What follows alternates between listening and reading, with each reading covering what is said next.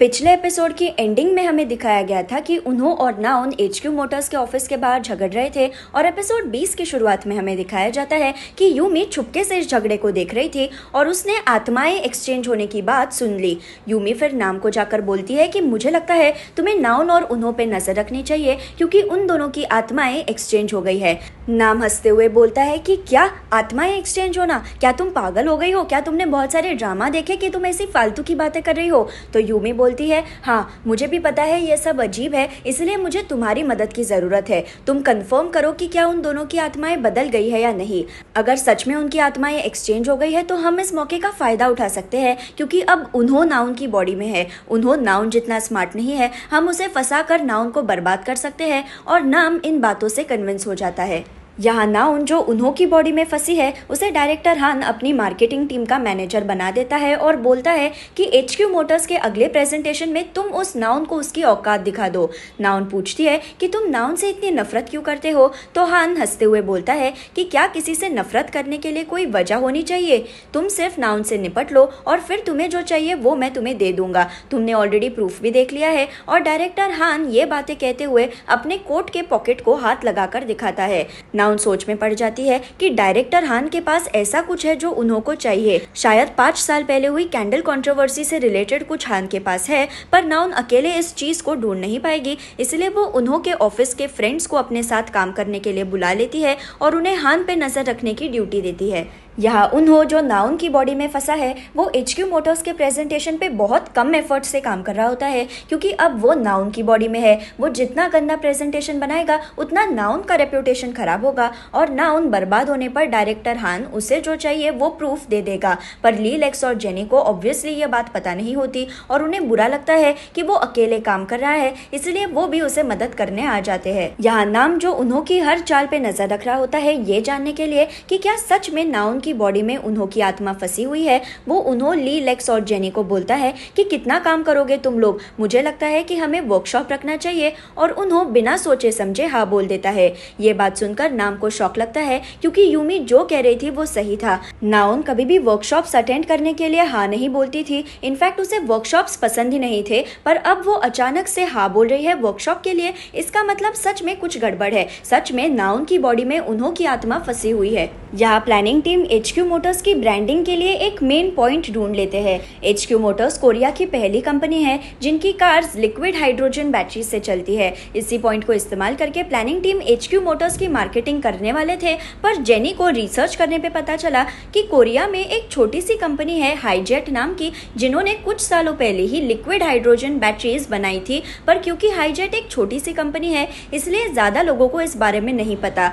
ली lakes और jenny confuse होकर discuss करते हैं कि ये एचक्यू मोटर्स वाले तो बड़ा ढिंडोरा पीट रहे थे कि वो पहली कंपनी है जो लिक्विड हाइड्रोजन इस्तेमाल कर रहे हैं, फिर इस छोटी कंपनी का क्या इस हाईजेट कंपनी के ओनर को पता भी है कि कोई बड़ी कंपनी उसकी आइडिया यूज कर रहे हैं। उन्हों बोलता है कि चलो हम इस हाईजेट के ओनर से मिलने जाते हैं और फिर ली लेक्स जेनी उन्हों हाईजेट के ऑफिस के बाहर आते हैं जब उन्हें नाउन दिखती है जो अभी अभी हाईजेट के ऑफिस से निकल कर बाहर आ रही है।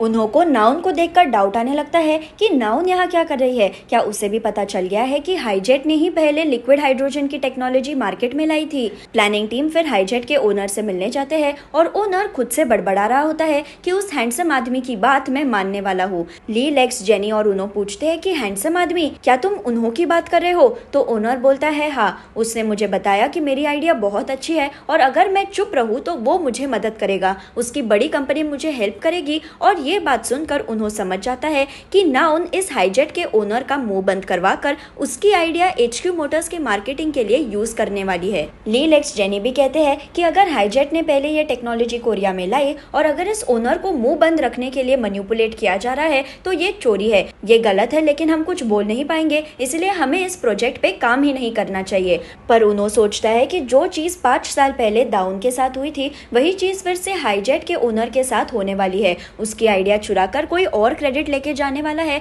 और उन्हों डिसाइड करता है कि इस बार वो ऐसा होने ही नहीं देगा।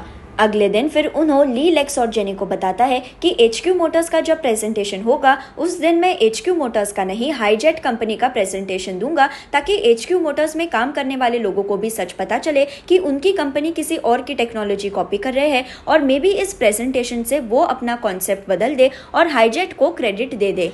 ली, लेक्स और जेनी इन बातों से शॉक हो जाते हैं। उनके लिए ये पूरा प्लान बहुत रिस्की होता है, पर बातों बातों में उन्हें याद आता है कि कल उन्होंने उन्हों यानी नाउन को भी हाईजेट के ऑफिस के पास देखा था, शायद उसका भी कोई प्लान होगा। ली, लेक्स और जेनी फिर उन्हों यानी नाउन का प्लान जानने के लिए चुपके से नाउन के कंप्यूटर में पेन ड्राइव लगा के नाउन का HQ मोटर्स का प्रेजेंटेशन अपने पास ले लेते हैं। बाद में जब प्लानिंग टीम में प्रेजेंटेशन देखते हैं तो उनके होश उड़ जाते हैं, क्योंकि नाउन ने पूरा हाईजेट का concept word to word copy किया होता है।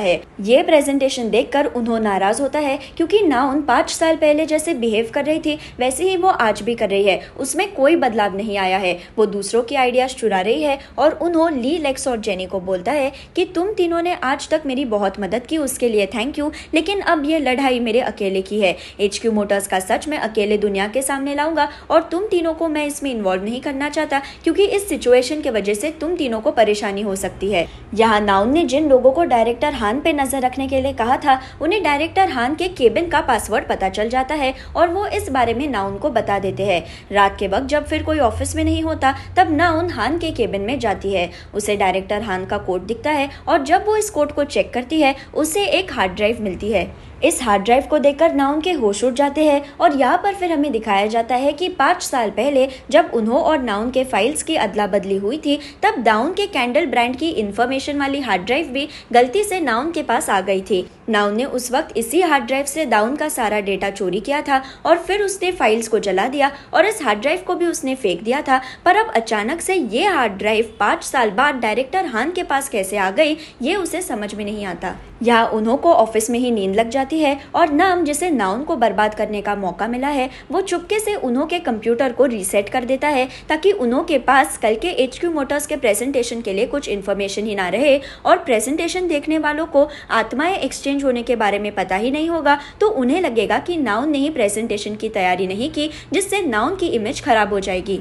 अगली सुबह ऑफिस में आने पर ली, लेक्स और जेनी को दिखता है कि उन्हों का कंप्यूटर रीसेट हो गया है और उन्हों को उठाने के लिए वो चिल्लाते हैं कि तुमने कंप्यूटर रीसेट क्यों कर दिया, अब आज के प्रेजेंटेशन का क्या होगा। उन्हों पैनिक होकर ऑफिस से निकलने जाता है, पर ली, लेक्स, जेनी उसे रोककर बोलते हैं कि हम सब एक टीम है, हम तुम्हारा साथ देना चाहते हैं। तो उन्हों बोलता है ठीक है चलो हम उस हाईजेट के ओनर को पिकअप करके हमारी मीटिंग में ही लेके जाते हैं।